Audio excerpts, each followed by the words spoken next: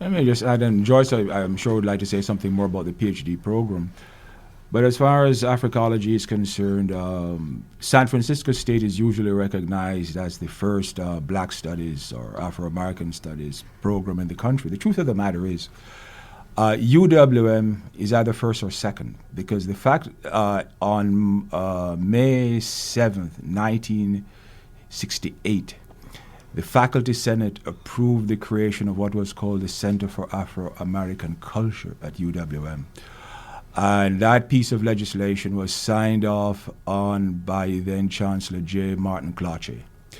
The only other institution which might have preceded UWM is Ohio University in Athens in March of that year.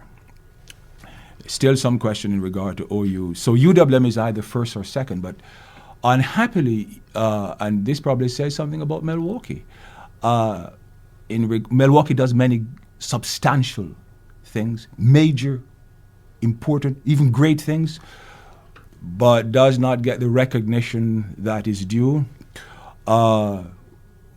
Almost nowhere does one ever hear of UWM being either the first or the second institution to have had what was then a program in Afro-American studies institutionally, recognized by the institution, subscribed to it, and of course offered.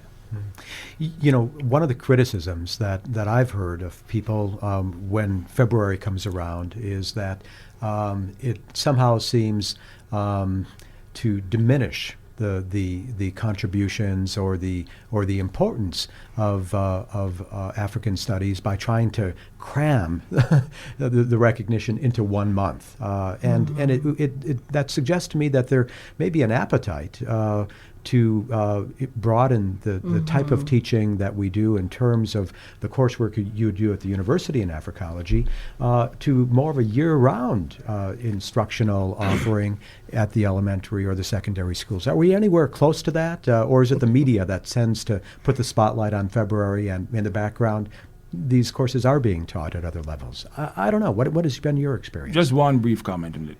Carter Woodson is generally recognized as the father of Black history, what was then called Black History Week, that became Black History Month.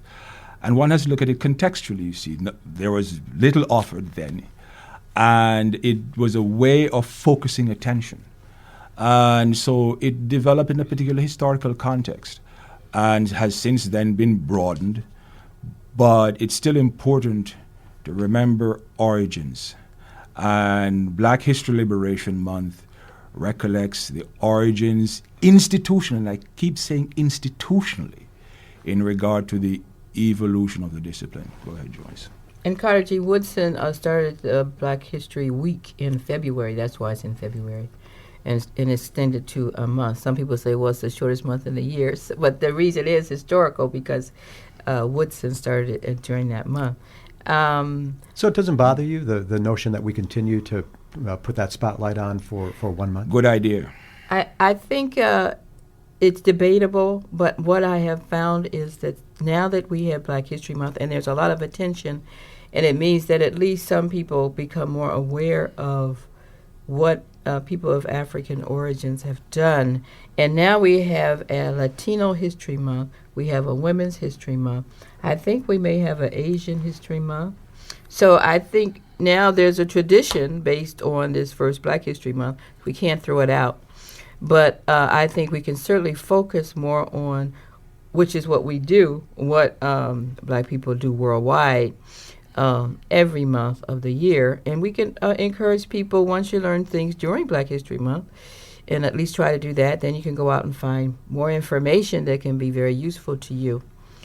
And information you may want to talk about the PhD in that context. In that context. And I want to say that currently the faculty has, we have undergraduate grad courses that graduate students take already. We also work on MA and PhD committees, and so we have that experience. But now we've introduced a proposal to begin a PhD in Africology. And Africology, of course, is the study of people of African descent wherever they are, not just African Americans. And we hope that we will begin to offer courses in 2009. It's been quite a challenge. First, you have to have an entitlement approved, which took some years. And now we hope to have the proposal approved. In fact, the proposal is coming before the LNS, Letters and Sciences, College of Letters and Sciences Committee tomorrow, Thursday, at 3:30 p.m. in room 175 Curtin Hall. It's open to the public. If you want to come and see education in action, you're welcome to attend the committee meeting tomorrow. And we're very excited because there's only 7 programs. One of them is at Harvard, one at Berkeley. Temple is the oldest, of course. The newest one is at Northwestern. And so Northwestern started later than we did with their application. They were approved quicker. And now they are accepting students into their program and doing very well. And we want to do the same thing. We think it'll be a wonderful opportunity for the Midwest, for Wisconsin, to welcome students into a PhD program here in Milwaukee. We're an urban university. We expect to get applicants worldwide.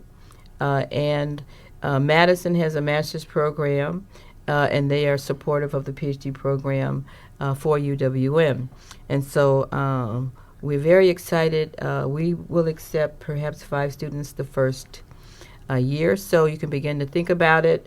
We have many people with master's degrees in other departments, and they may want to think about doing a PhD, but we certainly know how valuable it is, and we did a job survey, and there are at least 800 to 1,000 jobs in Africology type positions each year.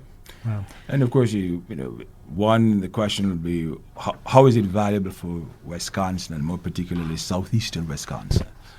And one can readily see individuals with a PhD in Africology working in our public school system. Yeah. You can see individuals working in the private sector, in business, in the public sector. Right here in southeastern Wisconsin, even more specifically in the city of Milwaukee. And the city of Milwaukee needs all the high-powered talent that it can get at this point in time.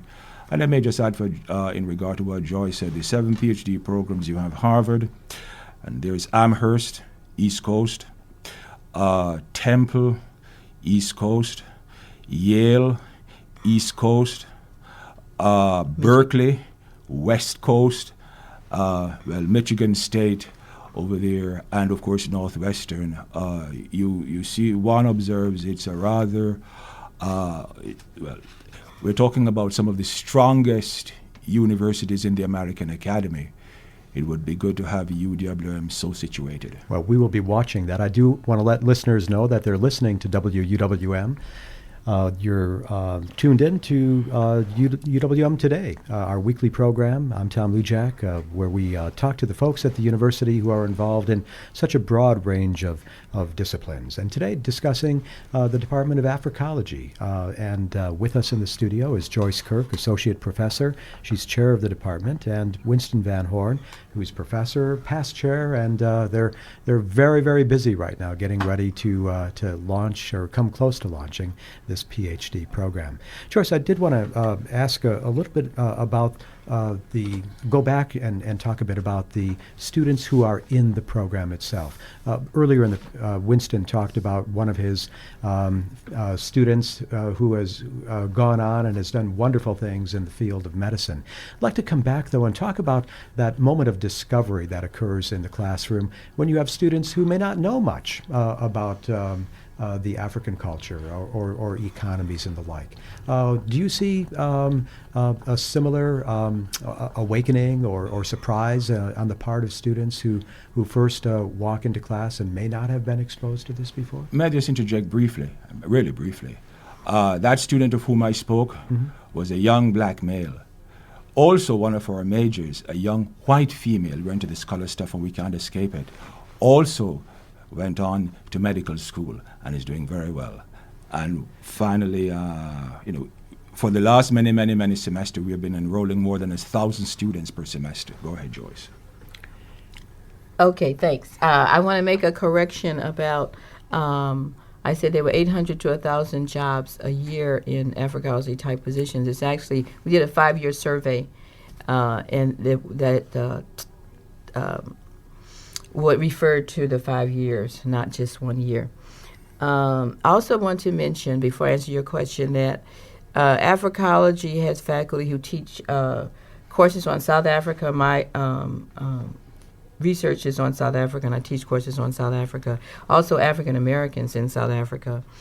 We have someone who does research on Malawi, Haiti, and so in Ghana. And so we're a very broad discipline, not only looking at the United States, but also Africa. We hope to eventually get somebody who can do more on Africans in Europe, and that would be wonderful.